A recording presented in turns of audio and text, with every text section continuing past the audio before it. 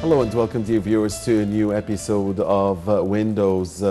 Tonight we'll be talking about the huge mega infrastructure projects that have taken place in Egypt over the past few years and the mega projects that we expect to continue and to expand in the upcoming period, this being a very important and integral part of economic growth, of creating job opportunities, of serving not just the present generations, but the future generations. And we'll be specifically tackling the expanding role of technology in these mega projects and the infrastructure projects, to be more specific. And we'll be doing that, dear viewers, tonight in the company of our dear guest here with us in the studio, Dr. Mohammed Noureddin, and he is the Vice President of the Egyptian Scholars Council for Economic Studies. A very good evening to you,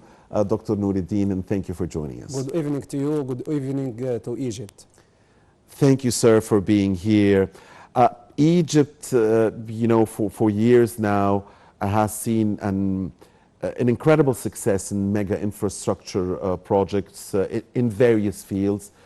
And these projects have been a backbone for the economy in difficult times, like the COVID-19 times, like the Russia-Ukraine war times, like what's happening next door to us and the barbaric Israeli occupation aggression against the Palestinians, the civilians mainly, in Gaza, killing 23,000 plus, mostly women and mostly children. So these projects have played a major part and a backbone for the economy. So talk to us first about what has been achieved in the past maybe 10 years or so. Allow me first, I want to speak about the infrastructure, because it is the backbone for any development. And I would like to say what it is, consists of what. For example, the power, electricity, the road, and so forth. Basically, I would like to say this part, which is the backbone of any development, it was targeted by Israel. So they will attacking, they will bombard the water tank, which is, it has to be for every country, it has to have water resource. Destroying the electricity, even the sun power. So when you mention infrastructure, Israel has been targeting all of it. All of the Palestinian infrastructure. If you want to know what it is, it consists of what? What the Israel are destroying, that's consisted infrastructure. Yes. Yeah, of course, water, that's the lifeline. Water is the lifeline. Yeah, they want to make the country not suitable for anybody to live in. They declared it openly. They said no water, no food, no electricity, no communication, no hospitals, no fuel. Also, any country, they will have hospital. What they did, they attack hospital, they kill the doctor and the staff which is helping him, and they made a very, very, very big crime, and everybody is watching. They kidnapped some of the staff and some of the doctor of the hospital, and they strip them naked, and they start filming them or photographing them, and they stole the dead bodies, and they put them in a very undignified position. And they say that's the dead bodies. That's the Hamas. These people belongs to Hamas, and they surrender. So you kill anybody, and then you kill a civilian, and then you say it's no. They actually they humiliate them. They strip them naked, and they are sitting on the floor in a position like that. They closing their eye and they put their head in between their legs, and they put them in stuff like they're going to shoot them. You shouldn't do that even to your enemy, even if it was Hamas. I mean, even if it's your enemy, you shouldn't. The people who watch this propaganda. They recognize them. They say this doctor blah blah blah from this hospital. They knew. So I'm just saying, even if it is your enemy, you're Yeah, not supposed to yeah, do that with yeah, with yeah, your enemy, yeah, according to yeah. morals, according to international law, humanitarian law. So the question is, which war crime Israel didn't commit? That's the real question, because I believe, or many believe, that they have innovated, they have created new war crimes that were not even written in the Code of Human. if you say they will kill their own people deliberately because they have a code which Hannibal Code. Hannibal, yes. They said if somebody in the hand of the enemy, it's better to kill him. Instead of paying a price to Yeah, get them so down. they will kill. Which crime? I don't know if they can kill their father and mother or not. This is the biggest crime in the whole world. But anyway, why these people are heartless? And I read a little bit in the history and discovered these people that, which is they established this Zionism. They are coming from ex-communist, and they were holding a big post in the military. And then they went to this land. These people, to reach this, they don't believe in God. So And that's why we always differentiate that's why they are between heartless. Zionism Yes. and Judaism. And there's a huge... we have no problem... They are not, the Jewish, they will tell you these people are not Jewish. Right, right. They will deny them. Islam and Muslims have no problem with Judaism, they have problem with Zionism. That's what I want to With say. war crimes, Yeah, with breaking international law, of course, Egypt's stance is very clear. It wants to the put a role of permanent... Egypt in that crisis is very important. I mean, everybody knows it. And they are pushing a lot of solution. They are pushing Egypt wants a permanent ceasefire. Yeah. Egypt wants more aid to trickle in. Yeah. Egypt knows that it rejects any displacement of Palestinians from their lands. Egypt knows that only a two-state solution is the long-lasting just solution. I'll go further to these things. If Israel is going to listen to somebody, it will listen to Egypt, not to America. I'm telling you, because they know what is Egypt. Egypt and the Kippur War, they are avoiding Egypt. So if, they will listen to Egypt. So the role of Egypt is there. Inshallah, we will. We're all praying for a permanent Yeah, ceasefire yeah, and for the alleviation of the Yeah, suffering. we'll come back to our subject. Yes. The So that's how important the infrastructure is. Yeah, that is very important. And if you ask simply what it is, see It's what they life. are destroying. That is what's consistent of. And So- this is why for any country to develop, Yeah. it's the shortest way or the best way to develop a sustainable, in a sustainable way for future generations, it's infrastructure. Yeah, and you cannot make business, you cannot make anything without this element. It has to be there. You have to have power, you have to have water, you have to have hospital. All this, you have to have it if you want to make any project. Roads, buildings, new cities, all this is very important. And alhamdulillah, the president was after all this. Name any part of Egypt doesn't have a new city. The new new communities have been created, a number of new communities. The new Asyut, the new Alamein, Mansoura, and so forth. So that's very important. I mean, we're working on that. Well, now also we've done a great job. I mean, I'm trying to say what we've done in the past. The new Suez Canal, it was very important, and it's done absolutely by the Egyptian, and it was a challenge when everybody in the whole world says 3 years minimum, and we done it in 1 year, even less than 1 year. They made it 20 days before the 1 year. Also, one of the biggest projects which is have done, it is in Kafr Sheikh, this fish product, which is consists of many factory in one project. They produce their own ice, they produce their own food for the fish, they produce their own electricity. And I expect also that maybe it will be some idea to make a factory like that, successful like that, in other part of Egypt, which has some sea including in their part. And then we will see, for example, some in Dumyat, some in, Right. in all other places, whatever have place for water. Because you will produce food for the fish, and you will tackle the problem of the shortage of the protein. Generally speaking, it's a very high price, and all. You produce more, the price will come down. Of course. So I expect there will be more projects like that in all of Egypt, and also I will expect it will come in the next period. Using the new idea, the scientific idea of production, the greenhouse things.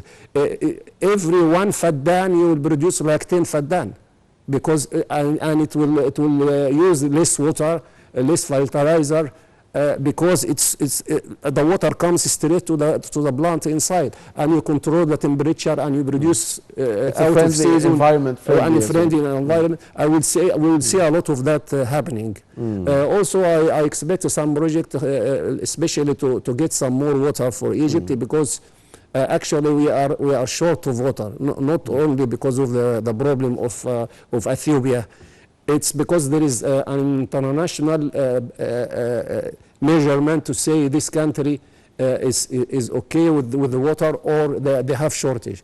They say how much you are getting water, And of course they look at you the divide it. population. It's linked to the population. Each person in population should have 1,000 per year. 1,000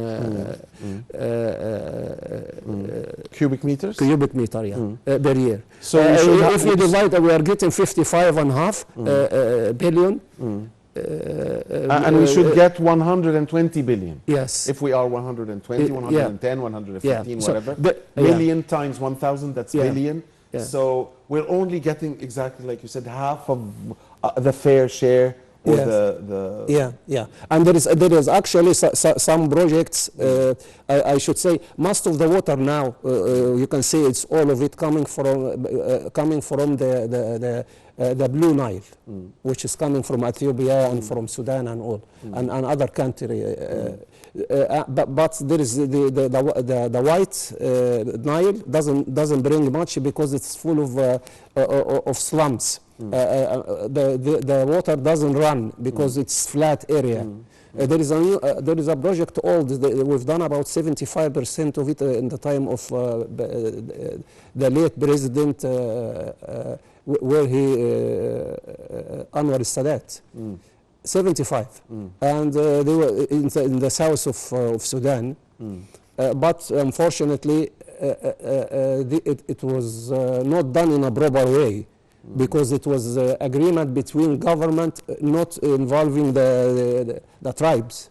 The tribe, they went and break all the stuff there. We should go back to it. We will get from 10 to 20 billion cubic meter of water.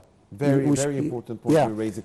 And Egypt has great relations with everybody in Yeah, Africa. yes, that's yes. You South took it. Sudan- Yes, South you are Sudan is absolutely one of right. these countries. For example, if we involve with them, now we are busy with Gaza and all.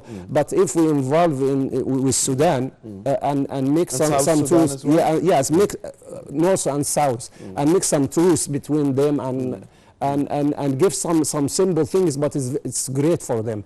For example, this pump, which is used to bring water in building. It's south of Sudan. They have clean water only like 100 meter or 200 meter, but the water on top there you cannot drink it. So if you give them some small pump like that and make here and here and there, they will be grateful to you. I mean, small things like this, but it's very big for them, and also to help them in medical. Make some. That's what I expect will happen in future. We will get. You're stressing, Dr. Nuruddin, that you would like to see more of the infrastructure projects and more water-related infrastructure. Yes. I would like to have some. So we will go to some project which is done half of it or 75% and stopped. Why we don't go to it again and get some more water for that? That's very important. There is other project, but it was cancelled long time ago. It is the Congo River. It's a huge quantity of water. It goes to the ocean without using.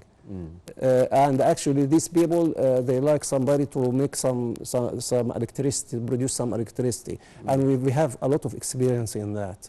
So for exchange of giving the electricity, we can get some water from this river. And I have some idea because it was done.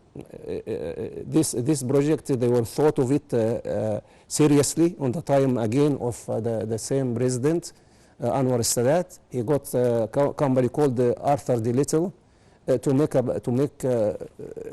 say if it's possible to be done. And they said we have to bring the water, the river. Up part of the river up the mountain, and then it will run by itself to the south of Sudan.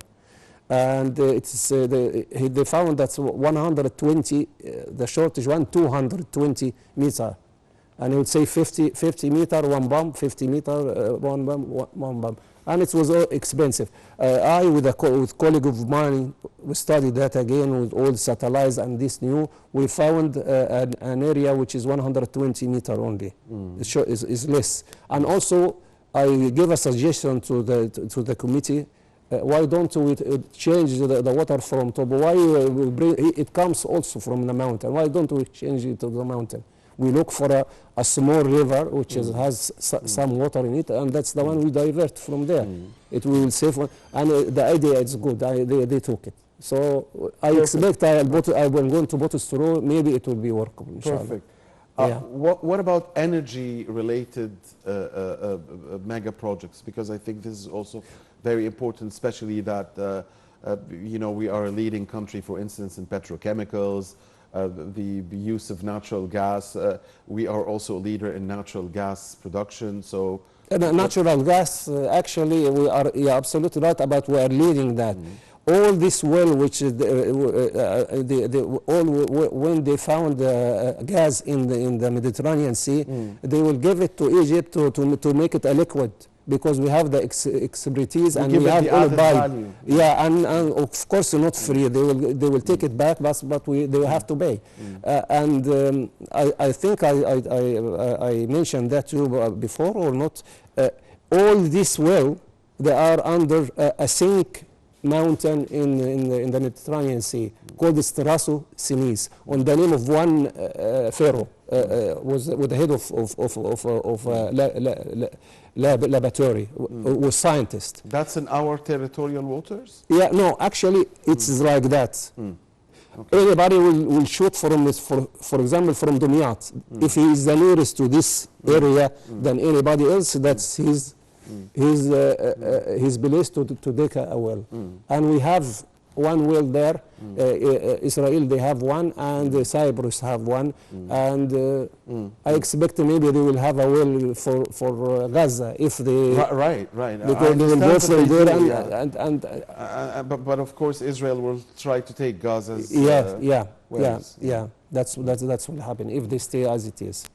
The other project, which is I think we have to concentrate on producing food stuff, especially the food oil, because that will help to produce more food for animals and fish and all. Because after you actually squeeze the seed, for example, sunflower. Right. If you squeeze it, what's left over, it takes to produce the food for animals and fish. Also, especially sunflower, we have a production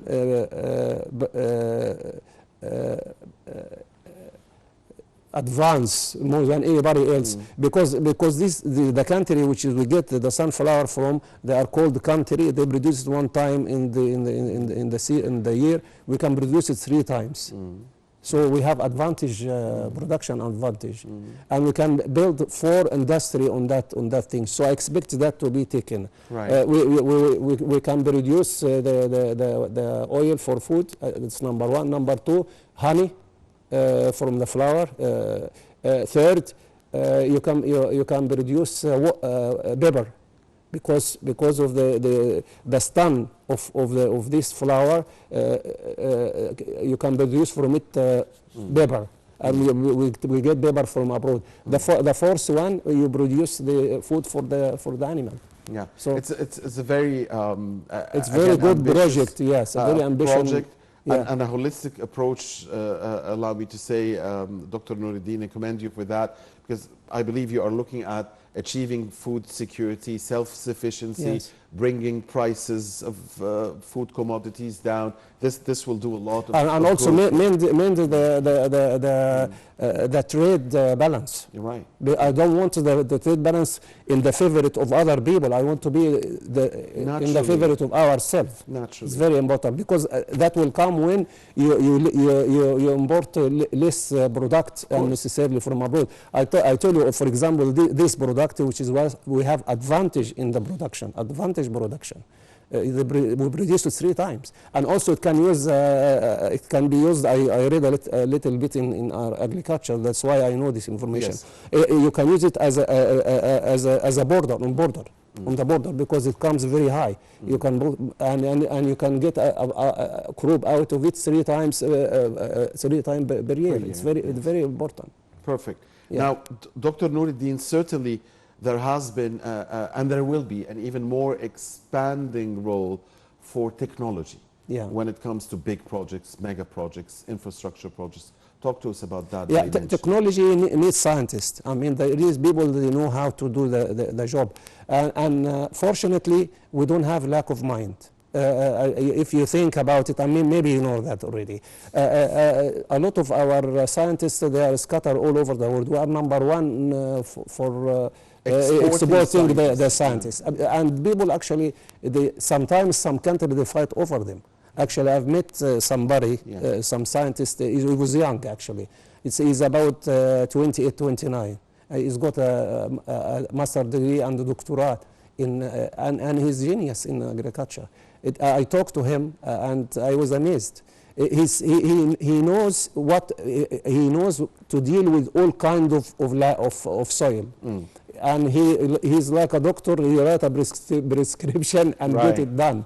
He worked for the Australian government, and actually he gave a lecture in Abu Dhabi about how we deal with the roots and how we do these things. And the people embarrassed. They want him. They told him, "We want you to work for us." He said, and we must want him here in Egypt as well. Yeah, in his homeland. And he said, I have to ask them. And when he went there, these people, they knew somebody offer him more, and they have him to pay for his house and increase his financial status. So we should benefit. So you see, the country are from fighting over our people. We don't have lack of mind, and we have the scientists who can solve out every problem in Egypt. You do it with the you work more with the scientists. You will get somewhere. Sure. Yeah. Of course, the expansion in mega projects and infrastructure projects has brought rural areas and urban areas closer to each other. It has created new communities. It is helping Egypt's long goal of wanting, to move away from the living next to the banks of the Nile and spreading across our big, beautiful country. Talk to us about that important part of this important part. Actually, it will help. Some of it will help a good service to the people inside the country, and they will help the investor. To help the people, for example, when they apply this measure in the Ministry of Interior regarding passport and the identity card and all that. Actually, they are doing everything online quickly. They don't. The payment will be by card, so they don't close at 12 o'clock as they used to do. It's a good service. For other part, the investor, they need to have a good road. to transport their product or the good what they produce, especially on Qanat al-Suez. In Suez Canal, there is a lot of foreigner company. They are coming to work over there and produce, and then you will have made in Egypt there. These people, if you don't have this facility, if you don't have hospital, if you don't have road, if you don't have bridges, if the road is all the time crowded and you cannot move, you have many road go parallel here and there, and they make the movement easy. And also you have the internet is working, the telephone working. And if you need gas, you will get it. If you need electricity, you will get it. As an investor, as a man who's good to build a factory and he wants to produce. If you don't have all these things available, he cannot come, and he will not come. And actually, I can see also using all the advanced ways in Egypt. Nowadays, they make the one window for every investor. They will get this particular one. He will do all the necessary paper for the investor. That was not done before. I mean, every time you get where is the permission from this ministry? Where is the permission? But nowadays he goes into one place. Nowadays, also other countries they were working on time. Now they produce for example, the license for the new company online. Golden license. Yeah, online. All online, and it's counted by hours. Sometimes they give it in the same day. You bought the document, they will tell you, we need this document, blah blah blah blah. Send it to us. So there's where technology it's a competition, is playing a role. Digital transformation of technology is playing a big role in developing the we have it economy now, and we started doing it. We started applying it. I was asking many years to apply it here because I was stuck with that. I didn't like the way. I mean, maybe you know that. 12 o'clock, people will say we don't take any more money because the person who's responsible there, he want to put the money in the bank. He cannot take the risk of having it. So they will basically stop the work at 12. Nowadays, no. With your card, you bought it there, you pay it. Everything is okay now. Yeah, the safe is closed. Yeah. The safe is closed. Why I talk about that, because I will tell our viewer that there is a lot of benefits happening. They have to realize. I mean, maybe they already know. I mean, now it's easy. Now it's easy actually to renew the license for your car from another place. For example, if you are from Cairo and you are working in Sharm el-Sheikh, you have to go all the way to renew the new one. No, you will do it from there because everything is there. It's online. They will tell you how much you pay, what is if you make if you have a fine, whatever, and they will renew it from where you are. All this is benefit for the people. They will be certainly a lot of good things are happening. At the same time, there are challenges. Yeah. So tell us about what do you see as the challenges facing the continuation of success in mega infrastructure projects. Well, there is one big problem. Maybe you are aware of it. It is the connection between our currency with the dollar, and it can be sorted out. You have to have more product, less product coming from abroad. Don't depend on the people abroad. I think they will do that in the next. There is the only way. Once you are saying there is a connection, you cannot keep saying to the people. There is people. Basically, you're saying you want to bring the black market down. This is what you're saying. Yes. You do that by you can give. You have some necessary industrial in the country. When they want to import something because they are producing something. For example, I know a factory which is producing food for animal, for the chicken and all this kind of thing, which is 2.5 million family depend on this industry in Egypt. It's part of the things he import from abroad. It's like vitamins and things like that. Mix it with the other. He gets some part of agriculture, what is left over, and mix it with other stuff coming from abroad. And he need the dollar. If some bank tell you we don't have, what he will do? He will go to the black market. So you're saying continue with the reforms and try to get the official price just like the black market price. So that's the way to kill the black market, to get the official price and also there is a way to get more currency of the dollar. Of course. Or also, I mean, some good idea is happening actually. More exports and less imports, yes. and depending on the local component and trying to achieve and encourage the people who's give incentives to the exporters. For example, there is some factory in Egypt that they are doing with the food oil. What they do is they will bring it from abroad in bulk and then they mix it, and they say a choice of a mixture of good oil. Make it in a small 1 liter, half liter, whatever, but he's getting in big bulk, and all it's coming abroad. The next, I mean, the country should encourage this businessman, make the next step, produce it. Go to the next step. You make the first step, you are filling it. Or one more step.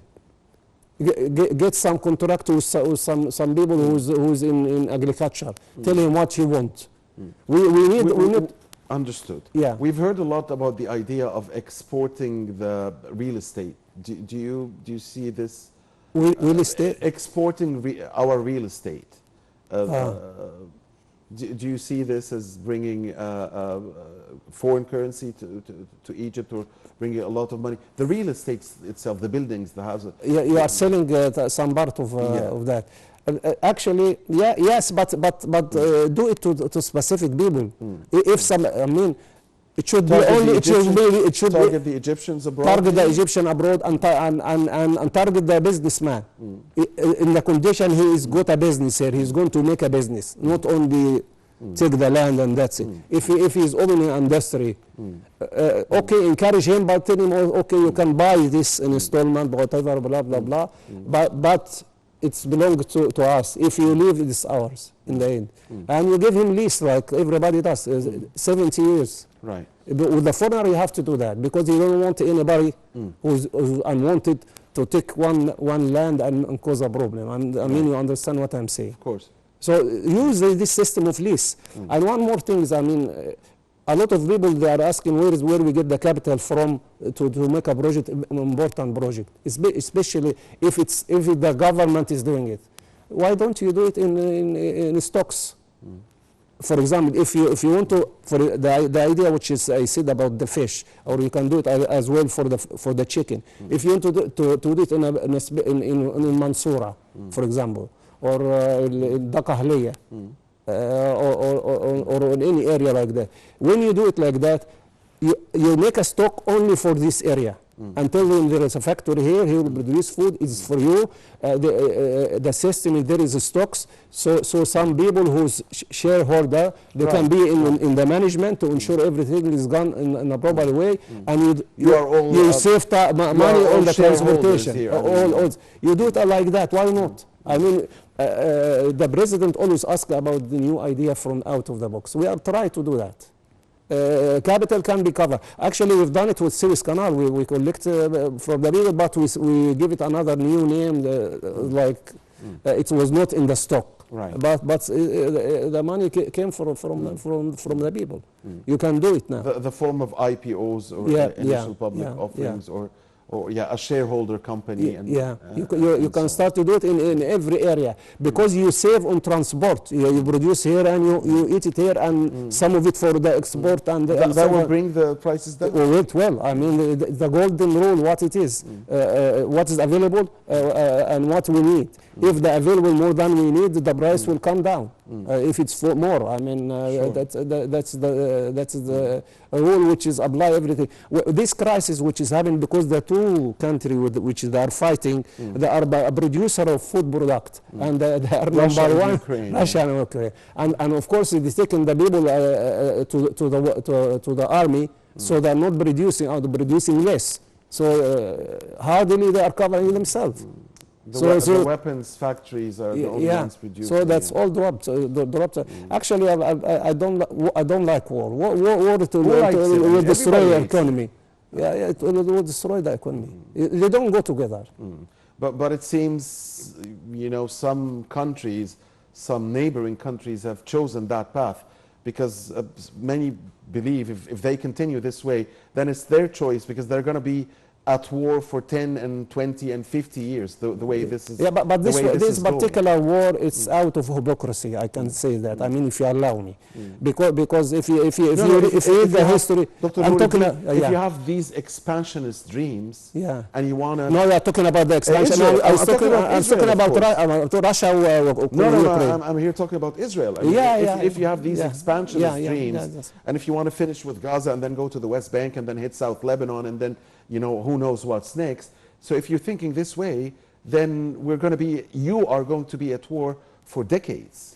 What happened? There is one small. And it will not bring you peace. I tell you one thing. One advantage which is happening now, they are exposed. They cannot carry on that. I mean, before because they have a propaganda machine, and they were playing the role of the victim all the time. Oh, Hitler kill us and all that. We are in a sea of hatred. Everybody hate us and all.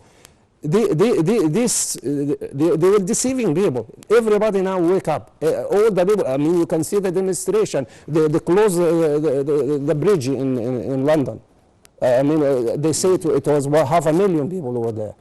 And all other... And worldwide, the younger populations specifically, even in the US. They cannot carry on that.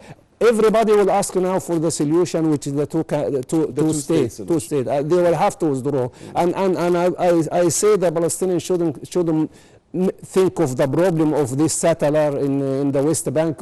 They had a settler in Sinai. And when the peace came, they have to go. I mean, and this Saturday they were fighting with the army to let them go. I mean, if you remember, or if you ask somebody who's older, it was happening. They had a settlement also in Sinai. They have to leave it. Yeah, before they were kicked out, of course. They have the 73 victory. Actually, I tell you something. Sometimes what's happening? The people who's fighting against this war. Hamas or whatever, these people are doing a good job.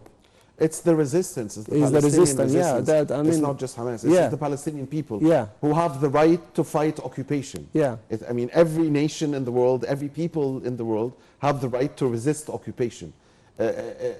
Whether you name it Hamas or you name it Jihad or you name it whatever name you give to it, I mean, the Palestinian people have the right to resist occupation. Of course, they have the right to resist them, and it will not. They cannot carry on. I'm telling you. Now they are losing the support from every country. One country like South Africa, they bought already the case at the case. And I expect all the country to put cases also, because they have to put pressure on the United Nations. They will take a decision of the solution of the two countries. That's the only solution to be done.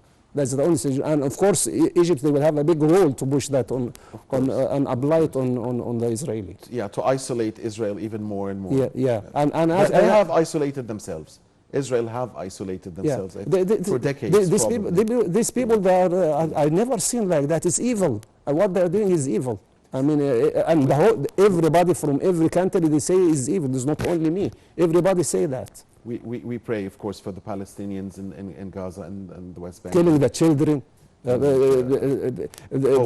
Some baby need air, they cannot get it because there is no electricity. Inhumane suffering end, and hope and pray that this inhumane suffering of the Palestinians at the hands of the Israeli occupation. And actually, we've done a lot for Palestinians. I mean, over the year, I'm older than you. I've seen it all. Even I was in the Yom Kippur War. I just touched of it. I mean, but I didn't go with it. I was training this time. But I heard all the story. We were doing great. I mean, this army, which is nobody can defeat it. They are dreaming. It will be defeated. Now they defeat it again. You cannot depend on the force to stay safe. You depend on justice.